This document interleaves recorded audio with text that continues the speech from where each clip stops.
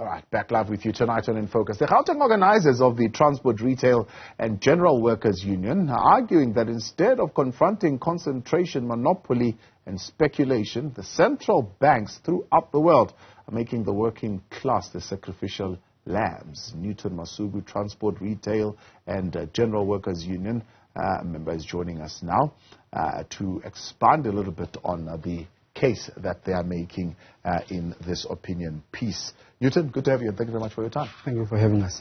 My understanding is that I suppose you are essentially, the premise of our argument is that the decisions being taken, monetary decisions being taken by central banks, are displacing the working class. Absolutely. Yeah. The Reserve Bank governor says, but the poor have to eat too, and the reason why we've got to hike these rates is to protect them, because if this gets out of hand, the poor, the working class, are the ones who are actually going to suffer the most. Well, that's a strange logic, because the very idea of using interest rates to fight inflation is premised on the theory that there's unemployment in the economy beyond which the economy cannot pass. In other words, if the economy were to pass that particular point of unemployment, then you will see overheating and then you'll see inflation. So they increase interest rate precisely to induce defaults, bankruptcies, especially in small and medium businesses, and also eventually to get workers retrenched and thereby, as they say, save them. So in other words, he's arguing that he's saving the working class by starving them, which is a weird logic in our view. So in a sense, they're saying, I mean, if we let things, for example, get out of hand, and by not addressing them, by making money more expensive, in other words, making money scarce, we'll find ourselves in a situation where we are unable to control this inflation, and things will just continue to cost more. Yeah, but that argument assumes that that's the only way you can resolve inflation, right? It assumes that the only way you can resolve inflation is by reducing demand in the economy. But all their projections and their arguments and the way they articulate this issue is that the current bout of inflation is not as a result of increase in demand. They are saying they are exogenous factors. The war in Ukraine has affected supply chains and so on and so forth. So why is it then that when there's inflation, they target demand? Yeah. Well, so it's not consumption driven. It is not consumption driven. Yes. So why is it that they would want to attack that? Is there a sense for you that there is a better way in which they can do it? Firstly, you're arguing that the very same value of money is actually given value by the working class. Explain that theory. Yeah, that's our contention. Our contention is that paper money in the absence of production is worthless. In fact, history has shown us, especially after the collapse of in 1971 of the Bretton Woods Agreement, which had the international monetary system based on gold. After that, you had fiat currencies. And these fiat currencies, if production collapses, they become worthless. We've seen in Zimbabwe, we've seen in Venezuela, and so on and so forth. Of course, the analysts will tell you that it was excessive money printing that collapsed those currencies. But in actual fact, if you study carefully what happened in those countries, was because production of actual value, goods and services, collapsed first, and then you saw a spike in prices. So our view is that the entire money system is underwritten first by the workers' ability to create value, but also by the value that they create. Therefore, these are the underwriters of all wealth in societies, and therefore to displace them is really misguided and will not resolve this question. So what do you suggest should happen? I mean, in your analysis, interest rates should be dropped. Well, yes. Not only should they be dropped, in any event, they don't resolve the problem. Recently, the Competition Commission has demonstrated to us that through monopoly, through concentration, the businesses are marking up the goods and services. So they are defeating the very goal that the central banks, the South African Reserve Bank is attempting to resolve. But secondly is that you saw Andrew Bailey, the current chair of the Bank of England, complained about the very same thing, that businesses are using inflation as a veil through which they are able to raise prices to rake up profits. The same with the European Central Bank. Christine Lagarde complained about this thing. So even if you were to accept their logic, it is not working, because when you increase interest rates, businesses simply factor it into the prices, and the prices go up. So we are not resolving inflation in any event. So what is the way then to deal with the situation now, where we would want, firstly, to keep our target range of inflation at between 4 and 6? If you accept our premise that the working class are the underwriters of paper money in societies, it is the value created by the working class that gives money value, right? Then you are going to have to then not displace them from the the value creating processes, but to actually expand their presence in that value creating process. So our view is that, you see, the central bank, the South African Reserve Bank, and other reserve banks throughout the world, when COVID hit, it introduced what it called the loan guarantee scheme of 200 billion rands.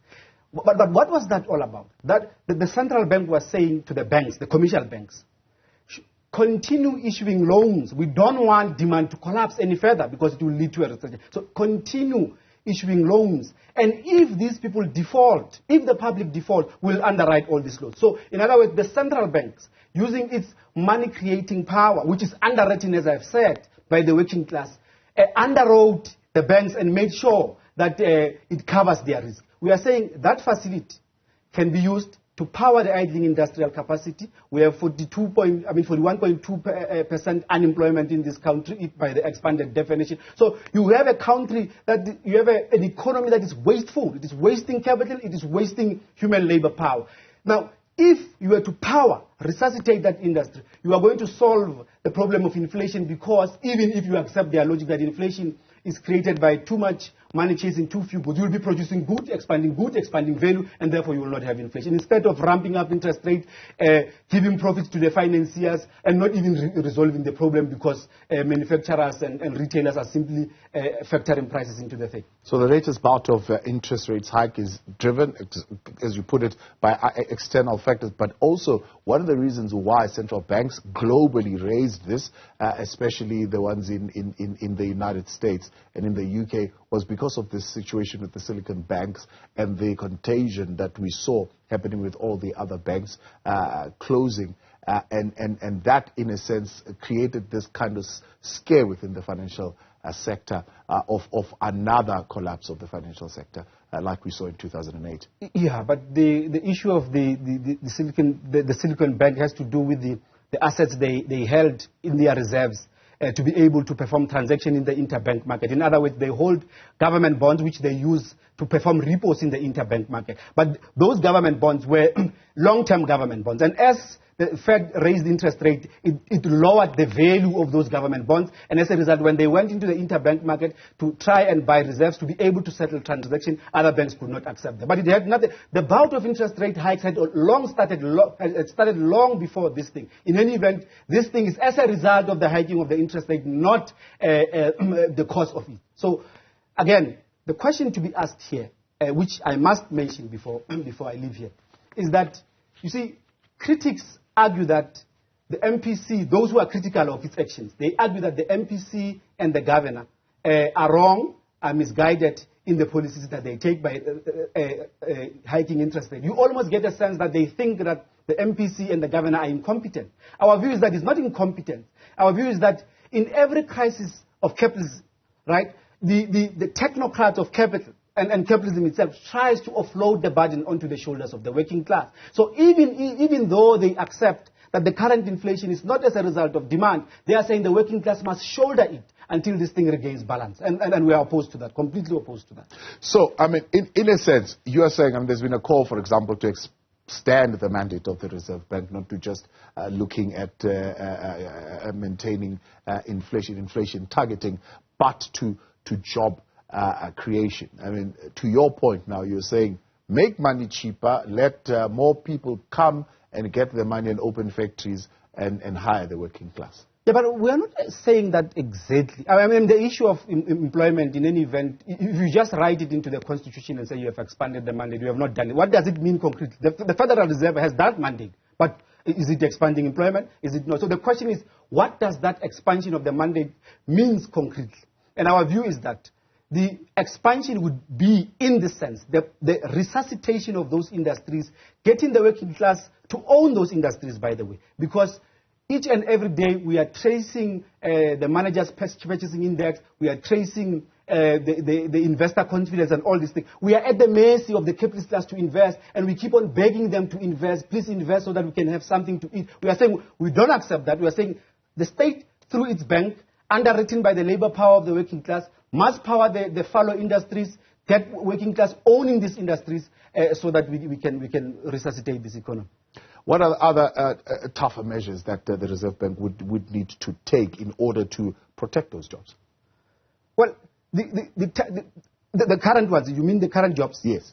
Well, amongst other things, you'd have to institute price controls, the way the companies are doing, right? You'd have to do that. But we are saying outside of that, you cannot resolve this problem with the way that they are doing with interest rates. In any event, tougher measures are only tougher measures for the working class, not for the bankers. If you look at the profit that the banks have made since these interest rates hikes have started, right? Your FNB, your Nedbank, they are recording massive profit. On the other hand, I mean, recently FNB released a statistic saying, without any sense of irony, that 80% of middle income earners spend their money, all their salaries, in 5 days, 65% of which goes into servicing debt. Yeah. Now, in other words, you have a situation here where there's a massive transfer of wealth to the working class, I mean, from the working class and the middle class to the bankers. They are laughing all the way to the central banks, the bankers in this case.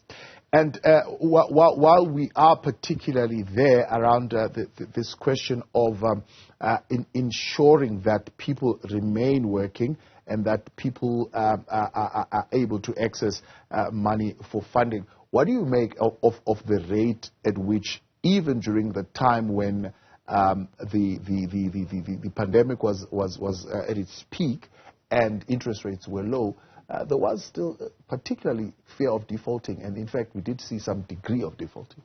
Yeah, but that fear was unfounded in our view, because the central bank had guaranteed the balance sheets of the commercial banks. And in fact, the then finance minister complained precisely on this point, that there was no reason really for the banks not to extend loans, because the state had made sure that their balance sheet are defended in that sense.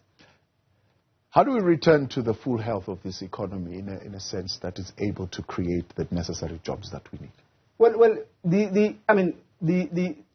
you are going to have to restructure it, but restructure it not in the sense that we often hear, that you must undermine labor laws and you must make the environment conducive for businesses to invest and for capitalists to invest and all of that. But we are going to have to put it, you see, this economy, like all other capitalist economy, is run, managed and administered by the capitalist class. They've been running this thing for over 500 years and they have not been able to solve the wealth problem. Our contention is that the working class must take charge. All these industries must be nationalized under the democratic control of the workers themselves, who actually create the value, and it is they, through a democratic process, will decide how the massive wealth of society should be distributed, instead of being siphoning off to the bankers and all this other...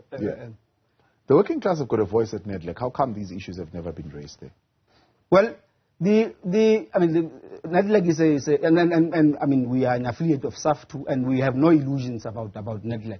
NEDLEC is a platform in which, well, the decisions that are arrived at, we are there to expose its limitations, but it's a platform in which the decisions that are arrived at must presuppose capital. In other words, must have as its main imperative making sure that businesses make higher and higher profit. In other words, everything that is agreed on must be subordinated to the ability of business to make profit. And therefore, you are not going to resolve the questions of the working class on that particular platform.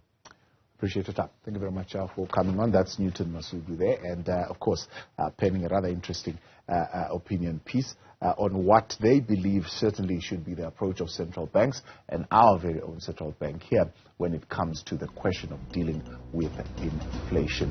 And they are part of the Gauteng provincial organiser of transport, retail and the general workers union, affiliated also to SAF.